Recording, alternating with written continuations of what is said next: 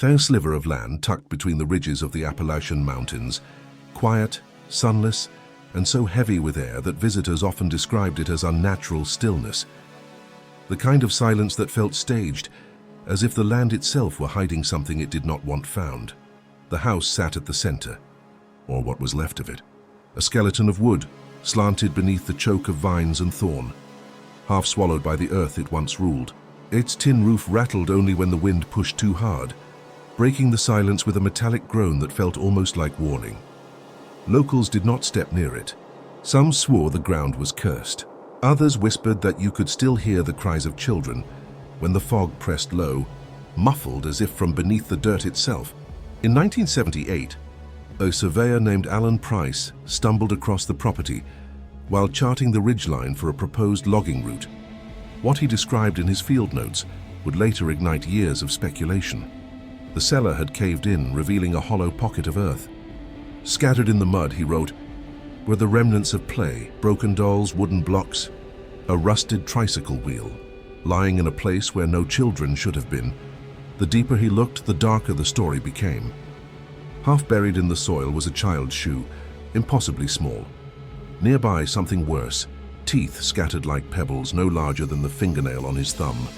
Price left shaken, but when he reported the discovery, local authorities dismissed it as old trash from the Depression years.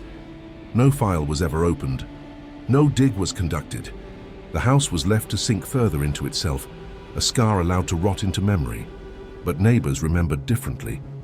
Ruth Collins, who lived less than a mile away, later told a journalist, "I'd hear it at night like a baby's cry, but no baby lived there." Then the family was gone and the cries, they never stopped. They just moved underground. Her testimony, dismissed as mountain superstition, joined dozens of other whispers. Stories of children born but never seen, of mothers who vanished for months, of a patriarch whose name no one dared to say aloud. The hollow, they claimed, was not empty. It was concealment, a place where secrets were buried, not erased, and yet no official investigation came. The story dissolved into folklore, traded in hushed tones around fire pits and in the aisles of the general store. But the soil beneath the farmhouse told its own story. And what it held in silence would not stay buried forever. The family who lived in the hollow did not belong to the world outside. Generations of them had folded into themselves, choosing the ridgelines and the shadowed hills over the towns that dotted the valleys below. They grew their own crops, traded little, and spoke even less. The dirt road leading to their home twisted like a vein through the trees, ending at a gate most neighbors claimed had not been opened in decades. What few times they did appear, they were described as pale figures, children escorted in silence, adults avoiding every eye that fell on them. Harold Jenkins, a store clerk in the nearby town of Claiborne, recalled seeing them once in the early 1960s. They walked in quiet, like they were afraid of being seen. The children never spoke, never touched the candy jars, just stood there until the man paid. Then they were gone. A week later, I heard those kids had never come back down. There were no school records, no medical charts, no trace in church registers. It was as if their existence had been carefully written out of the official story of the county. Births came and went without witnesses. Marriages, if they happened at all, never reached a courthouse. The family tree bent inward. Cousins became spouses. Nieces became mothers. Over time, the branches twisted into knots, the bloodline thinning but never breaking. What outsiders would call inbreeding, the hollow seemed to accept as survival. But survival came at a cost. The children, witnesses whispered, carried that cost on their faces, too pale, too frail, with eyes that looked older than their years. Anthropologists who studied rural isolation in America have documented this pattern before. Remote land becomes both protector and prison. Poverty forces self-reliance, shame fuels secrecy, and silence, always silence, becomes the family's only defense. In the hollow, however, silence did not shield them. It implicated them. For every missing record, for every pale child that appeared and vanished, the quiet grew louder, pressing against the walls of their decaying farmhouse, until it seemed the very air was complicit. One local teacher, Marion Lowe, claimed she once tried to visit the house after rumors of children being kept from school reached her. She never made it past the ridge. "I heard laughter," she later said, but it wasn't playful. It was hollow, like it was echoing off the ground. I knew then I wasn't meant to go further, and so the family remained cut off by choice, by shame, or by something darker. Their story blurred the line between survival and secrecy, between tradition and corruption. The question lingered: were they protecting themselves from the world, or was the world being protected from them? They spoke of him in whispers, as though saying his name too loudly might summon his shadow. To the family he was father, brother, preacher. To the valley he was something closer to myth. One neighbor called him God and devil in the same skin. The man's full name was never recorded. Court filings decades later reduced him to a pair of initials, as if even the law refused to give him a face. Yet in that isolated hollow he needed no surname. His power was absolute. Witnesses remembered his sermons in the clapboard church that leaned against the hillside, a one-room sanctuary that smelled of damp wood and coal oil. On Sundays, the patriarch stood at the pulpit, his voice thick and unyielding, twisting scripture until it no longer resembled salvation. Passages about obedience became threats. Words about sin became weapons. "Her woman's body is the Lord's tool," he thundered, and those seated in the pews knew better than to question which Lord he meant. Women under his roof rarely looked anyone in the eye. Daughters moved through the valley like ghosts, pale and silent, their pregnancies whispered about but never acknowledged. Children appeared, frail and strange, only to vanish without explanation. "They came and went like weather," said Ruth Galloway, a midwife from the next county, who once refused to return after being called to the hollow. What frightened outsiders most wasn't his violence, it was his control. He did not need a gun to enforce silence. He had something stronger: belief. Fear wound itself into scripture, shame into daily ritual. Disobedience was labeled sin, and sin meant eternal damnation. To defy him was not simply rebellion, it was heresy. Years later, fragments of testimony hinted at what went unspoken. A niece remembered the heavy lock on the upstairs door. A cousin recalled being told never to ask who fathered the babies that wailed at night. No one dared break the silence because silence was survival. The land itself seemed bound to his rule. He owned every acre that ringed the farmhouse, its hills and trees forming a natural barrier. To step away from his authority meant to step into the wilderness with nothing. Dependency was his design, but power like his could not last forever. Though his voice thundered through that church for decades, cracks began to appear. By the 1970s, whispers of what lay hidden in the hollow reached county officials. Still, no charges came. No body was exhumed. The initials in those later court papers remain the only trace of his existence, and yet the question lingers.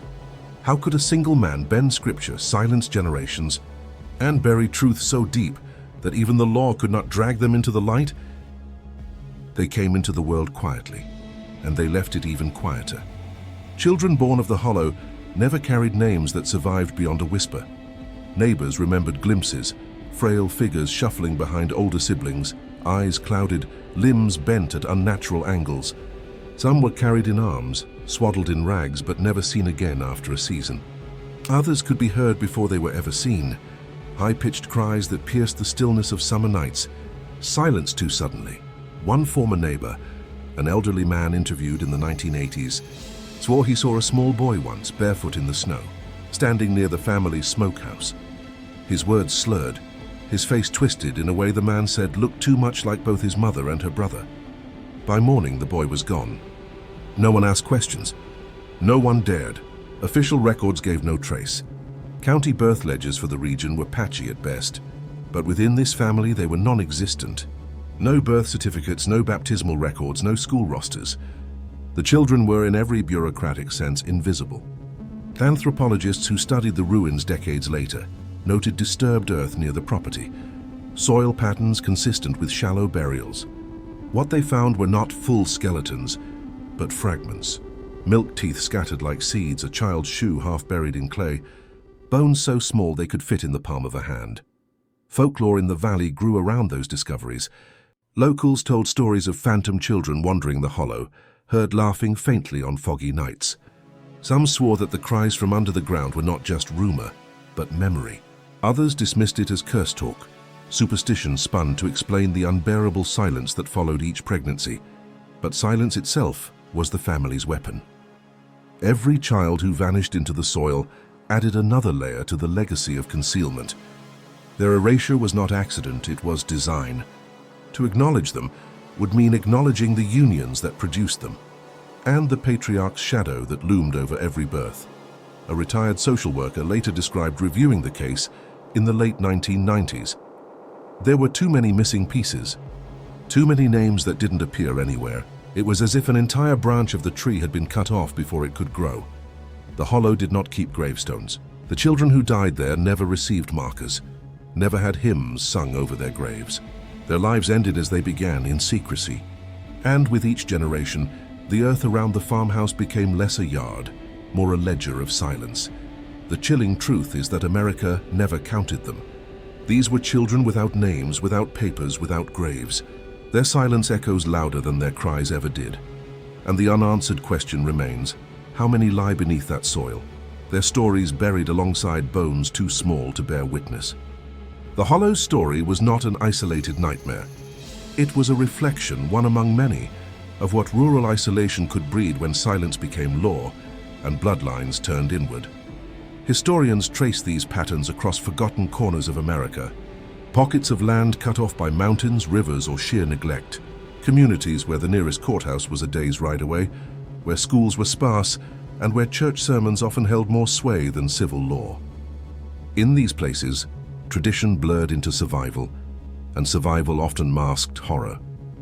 Child marriages were whispered of long before they were written into reports. A girl of 12 promised to a cousin twice her age, her body not yet ready for childbirth, her fate sealed by family decree. Hidden pregnancies followed, their evidence shielded by isolation. Women gave birth on dirt floors, their cries muffled by hands that insisted discretion was godliness. The infants, many of them frail, either vanished into unmarked soil or grew up repeating the same cycles of silence. The sisters of the Hollow were not alone. In regions of Kentucky, West Virginia, and Arkansas, court transcripts and faded county records reveal similar cases. Fathers accused of turning daughters into wives, uncles who became both patriarch and groom. Rarely did these cases make headlines. More often, they slipped into folklore, whispered about in hushed tones. That family up on the ridge, or the ones you don't visit after dark. One folklorist from the University of Tennessee wrote of visiting a rural valley in 1974. He described a woman, no more than 30, whose face carried the exhaustion of a lifetime. She lived with 4 children, all pale, all with features too close to her own. When asked about their father, she looked down and said only, "He don't live far." No records, no accusations, just silence, the kind that spoke louder than words. Poverty was often blamed. Historians argue that desperate times blurred boundaries, that families turned inward when the outside world offered no help. But poverty alone cannot explain what happened in places like the Hollow. This was not just about hunger or land, it was about power. About men who enforced obedience with fear, who twisted scripture to sanctify violence, who convinced entire families that secrecy was survival. The sisters in this family became brides not by love, but by lineage. Their roles folded into each other, daughters, mothers, captives, all under the weight of one man's rule. In them, we see not only personal tragedy, but a mirror held up to America's darker past. Because when isolation stretches for generations, it does more than hide. It distorts. It births practices that would shock outsiders, but within those hollows and valleys became routine. Forgotten women, forgotten children, and families whose secrets rotted long before their houses did. The question that lingers: how many other stories never escaped their hollows? How many graves remain unmarked, not because they were lost, but because they were never meant to be found? The trail of whispers eventually drew strangers into the Hollow. Not kin, not neighbors, outsiders armed with notebooks, tape recorders, and questions. Journalists, social workers, and later anthropologists. They came decades too late, long after the most damning evidence had been buried beneath headstones without names. But they came anyway, chasing fragments. At first, what they uncovered felt like smoke. A missing birth certificate here. A courthouse docket marked unnatural relations, but scrubbed clean of names and outcomes. Entire files were reduced to a single page, stamped with an official seal but devoid of substance. One local clerk admitted in hushed tones that he had been ordered to clear the drawer back in the 1950s. He didn't say who gave the order, He didn't need to. Neighbors were more forthcoming. An elderly farmer remembered the summers thick with heat, and a smell that clung to the hollow, like sickness. When meat turns in the sun. Another woman recalled screams muffled through wooden walls, followed weeks later by silence. Babies that didn't last, she said, her hands trembling as if those cries still echoed in her ears. Every testimony chipped away at the myth that this was just rural hardship. The picture was darker. A pattern emerged. Pregnancies before childhood had ended, graves dug at night, and a family that policed itself with a violence no sheriff dared to confront. Anthropologists documented oral histories from nearby towns. Elders who had carried these stories in silence for half a century spoke carefully, almost fearfully. They didn't name the family outright. They called them that family in the hills. Their words had the cadence of folklore, but their eyes betrayed something else: memory. Real, lived, and unshakable. One journalist reviewing county census data noted entire gaps, children listed at birth but vanishing by the next survey. No record of their deaths, no graves in churchyards, just empty lines, as though they had never existed. By the 1970s, social workers began compiling these pieces into case files. They found evidence of intermarriage that defied legality.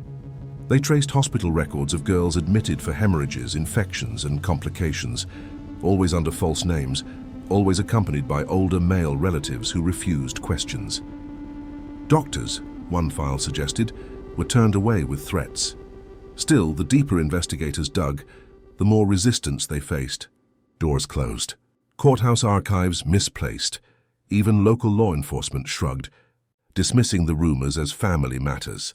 One sheriff, now deceased, allegedly kept a locked drawer of his own, contents unknown, key never found. And so the question loomed: how much had been deliberately erased? Were officials complicit or merely unwilling to look? By the end of the decade, investigators had mapped enough to prove one thing: secrecy had not been accidental. It had been engineered. What began as folklore was now undeniable fact. But one piece remained out of reach: the missing photographs.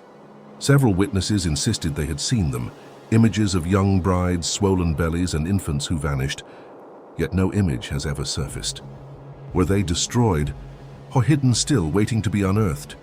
The investigators left with binders of testimony and empty spaces where documents should have been. The hollow gave nothing freely, only hints and echoes, and the haunting truth lingered unanswered.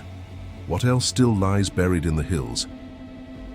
For decades, the hollow kept its silence, but silence cannot erase blood. In time, descendants surfaced, men and women carrying fragments of memory, fragments of trauma, fragments of a legacy they never asked for.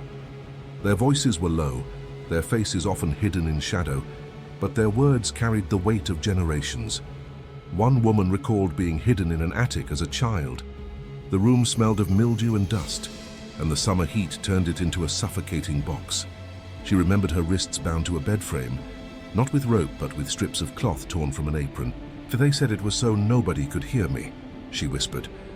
The cries of a child, muffled into silence, became the soundtrack of her earliest years. Another survivor remembered a boy, barefoot, wandering in the snow outside the hollow's edge. His breath clouded in the frigid air. His lips were blue, his skin pale. He never spoke a word, but his face carried the unmistakable traits of the family. "Too familiar," she said. You couldn't deny who he belonged to. Within weeks, the boy vanished. Some claimed he froze to death. Others swore he had been dragged back inside the hollow, never to be seen again. These stories revealed something more than individual suffering. They revealed inheritance. Trauma passed down like a cursed heirloom. Children were born into a script already written: secrecy, control, and shame. One man, now in his 60s, described how his mother forbade him from marrying, warning that the blood would show. His entire life had been shaped by a fear he couldn't name. Only field investigators who interviewed survivors noticed patterns. The details varied: an attic here, a cellar there, children bound, children silenced, but the emotions were constant: shame, fear, guilt, and above all, a dread of being recognized. Even today, many refuse to give their names, their voices trembling as they ask not to be recorded. "It's not exposure I fear," one woman admitted. It's the legacy. That bloodline doesn't wash off. The anthropologists who chronicled these accounts spoke of faces marked by the past, features that carried whispers of ancestry long hidden. Some of the younger descendants tried to escape, moving to cities, changing their names, severing ties with the hollow. Yet even they admitted that in mirrors, in children of their own, the echoes of the family still returned. One chilling testimony stood out. A middle-aged man recounted finding his grandmother's diary, pages filled with cryptic warnings. Do not let them breed again. The curse repeats. He never explained who them was. He never had to. The survivors' voices stitched together a tapestry darker than folklore, darker than rumor. These were not stories told by outsiders, but lived realities carried in the body, memories etched into scars, into nightmares, into blood itself. And yet, one question looms over every testimony. If survivors still walk among us, carrying pieces of the hollow's secret, how much of it still continues, hidden away in places we dare not look? Time is the only witness that never lies. The farmhouse in the hollow, once alive with whispered sermons and muffled cries, was eventually left to the elements. Its beams bowed inward, the roof caved under decades of rain, and creeping vines coiled through broken windows like veins reclaiming a corpse. Locals avoided the site, but nature did not. The silence that had once been survival became decay, until all that remained was ruin. But when ruin is disturbed, memory surfaces. One autumn, a group of hunters crossed the hollow and came upon the remains. They described the air as wrong, thick with the musk of wet soil and rot. When their boots sank into the collapsed flooring, they uncovered fragments that should never have been left behind. Bones, brittle and discolored, lay mixed into the earth itself, indistinguishable from roots and stones until closer inspection revealed small human forms. Among them a child's shoe, its leather cracked, its laces gone, the size so small it could fit in the palm of a hand. Later, when the ruins were examined more carefully by anthropologists, another discovery chilled them further. Scraps of charcoal drawings, weather-stained but still legible, stick figures of a family drawn by a child's hand, lined the margins of old boards, but the faces were violently scratched out, obliterated in dark, jagged strokes, as though even in play the family could not bear to be seen. Witnesses who viewed these findings spoke of unease that lingered long after they left the site. One man recalled that the place seemed to breathe, the collapsed walls exhaling dust when touched, as if trying to keep its secrets buried. Another swore he smelled something faint and sour in the soil, like sickness in the heat, echoing words from neighbors decades earlier. The artifacts, the bones, the shoe, the drawings, became symbols of what secrecy devours. Silence had not preserved the family, it had erased them. Without markers, without records, without memory, their bloodline collapsed under the weight of its own concealment. The house was no longer a home, no longer even a ruin. It was a grave disguised as architecture. Yet the most haunting question was not what had been found, but what still remained buried. How many bones had dissolved into the soil? How many names were lost forever? The anthropologists catalogued what they could, but the hollow refused to surrender everything. The ground still holds its silence, and silence does not answer. In the end, the farmhouse devoured itself, its timbers folding inward like ribs around a dying heart. But in that destruction, fragments emerged, each one a reminder that the past does not simply vanish. It waits, buried in earth and memory, for the day it will be disturbed again. And so the question lingers, if these were only the remains that surfaced. What else lies beneath the hollow's soil, still hidden, still waiting to be unearthed? Every legend begins with a whisper. In the Appalachian hollow, those whispers carried further than the wind, growing with each retelling until the story became inseparable from the soil itself.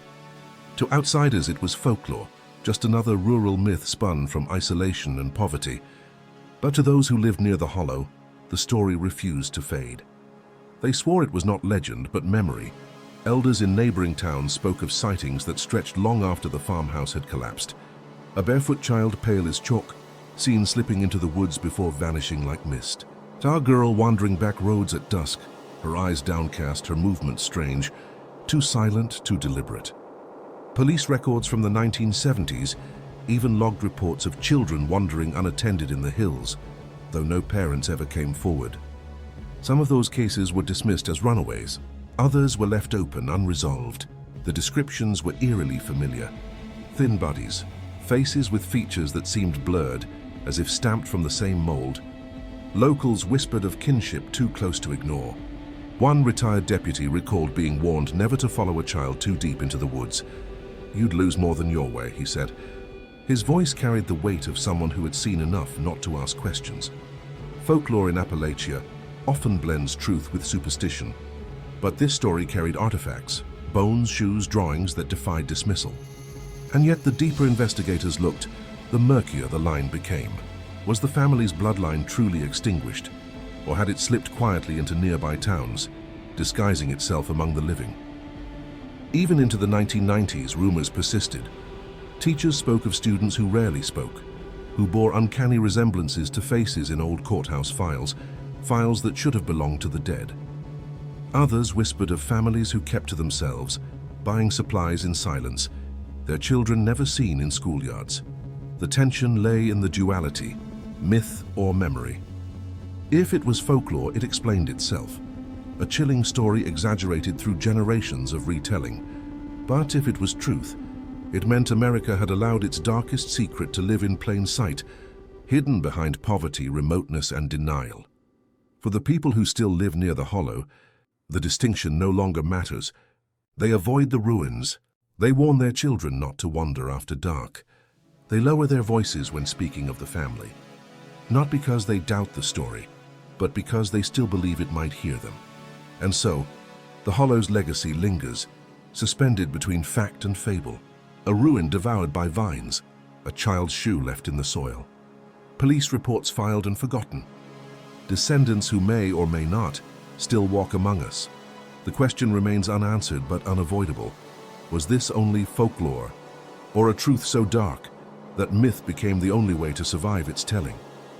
In the end, there were no funerals, no headstones, no markers of grief. The patriarch's name dissolved from record, his initials scattered in half-burned files that told more in what they concealed than what they revealed. The sisters too vanished, absorbed into the silence that had defined their lives. But the story did not vanish with them. It lingered like smoke in a house long burned down, refusing to clear. The hollow itself became the archive. The earth bore the weight of their secrecy. Disturbed soil, fragments of bone, a child's shoe, faint carvings etched into decaying beams. Investigators decades later would remark that the ruins felt less like a home and more like a mausoleum, a place where generations were born, buried and erased, yet never truly forgotten. Neighbors carried the story in whispers, shaping its edges to match memory, fear, and folklore. Some swore the children's cries could still be heard when the wind scraped through the hollow, a sound like sorrow carried on the trees. Others claimed the family's bloodline had not ended at all, but seeped quietly into nearby towns, its remnants hiding in plain sight. The most haunting detail was not what remained, but what was missing. No birth records, no baptismal notes, no gravestones. Entire generations had been swallowed whole, their existence acknowledged only through rumor, fragments, and the unease that spread with every retelling. Silence itself had become their gravestone. Historians call cases like this forgotten practices of rural America. Communities so remote they governed themselves, and in doing so, erased their own atrocities. Poverty, isolation, secrecy. These were the ingredients that corrupted protection into captivity, family into prison, bloodline into curse. Yet even as researchers pieced together fragments, one truth persisted: America turned away. The courthouse files were scrubbed, the oral histories downplayed as gossip, the evidence buried under vines and dust. It was easier to let the story become legend than to confront what it revealed. And so, the hollow stands as both ruin and reminder, a warning carved not in stone but in silence. For isolation does not only protect, it corrodes. And secrecy, left unchecked, can consume generations until nothing is left but shadows. The children without graves remain. Whether as bones beneath the soil or ghosts etched into memory, they endure as eternal testaments to a bloodline never meant to survive. The question lingers, heavy and unanswered. How many other hollows still hold stories like this, unmarked, unspoken, waiting in silence for someone willing to listen?